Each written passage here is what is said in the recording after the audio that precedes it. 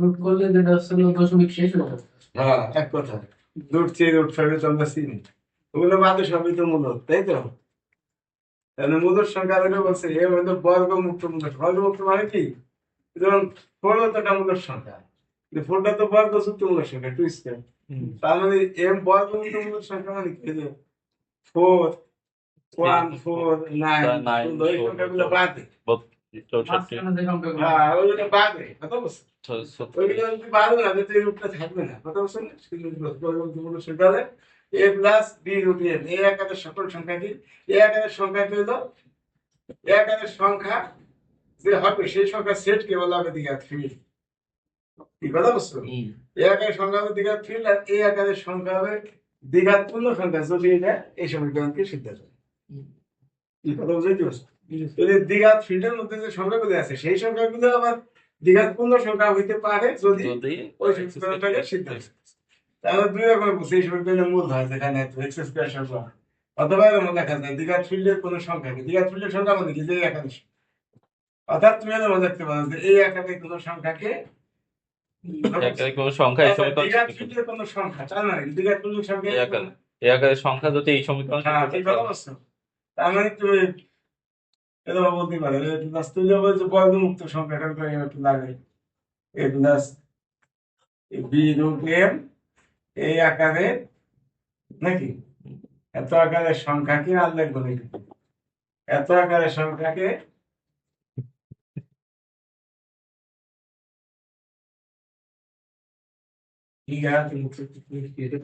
পূর্ণ সংখ্যা বলে যদি আর সব দেখে এক, নাকি? তো এরকম লিখতে পারে এই আকারের a plus B root M এই আকারের সংখ্যাকে কি, তাই না?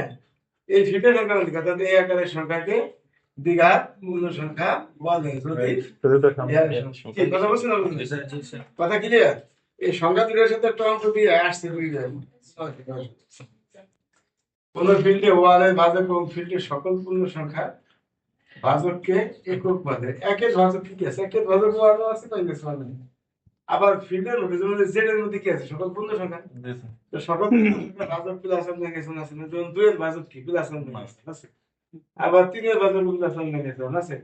4 এর ভাজক আছে। তো প্লাস ওয়ান নেগেশন কিন্তু সবগুলোই ভাজক। তাই বলছে ফিল্ডের সকল পূর্ণ সংখ্যা ভাজককে একক বলে। অর্থাৎ ওয়ান আর মাইনাস ওয়ান দ্বারা সকল পূর্ণ সংখ্যাই বিভাজ্য। কি কথা ঠিক আছে? এই জন্য এই জেড জেড মানে কি? সকল পূর্ণ সংখ্যা সেট। এটা ভাজক হলো, এটা একক হলো ওয়ান আর মাইনাস ওয়ান। এতদিন আমরা থার্ড ইয়ারের পুরো পড়েছি, শুধু আমরা ওয়ান পড়েছি। সেক্ষেত্রে আমরা জেড এর একক, জেড এর মধ্যে না সেক্ষেত্রে একক ছিল, মানে সেটা ছিল আইডেন্টিটি এলিমেন্ট, একক উপাদান নাকি?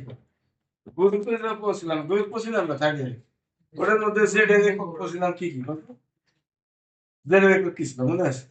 ওদের জেড এর একক ছিল দুইটা, একটা ছিল ওয়ান আর একটা ছিল জিরো, মানে অ্যাডিটিভ।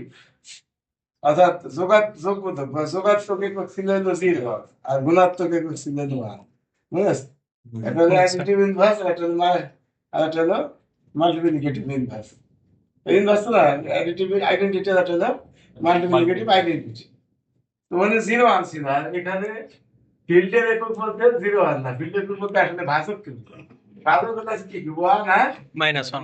জিরো তে তো ভাগ করা যায় না, এই জন্য গ্রুপের এককের সাথে নাম লিখেছি। গ্রুপের একক ছিল জিরো আর প্লাস ওয়ান, আর এখানে হলো ওয়ান আর মাইনাস ওয়ান। দেখা একটা আছে নন, নন বা দৈর্ঘ্য ও মানে একের দৈর্ঘ্য কত? একের দৈর্ঘ্য প্লাস ওয়ান আর মাইনাস ওয়ান দিতে পারে, মানে এখানে plus minus two two one করতে যেটা হবে।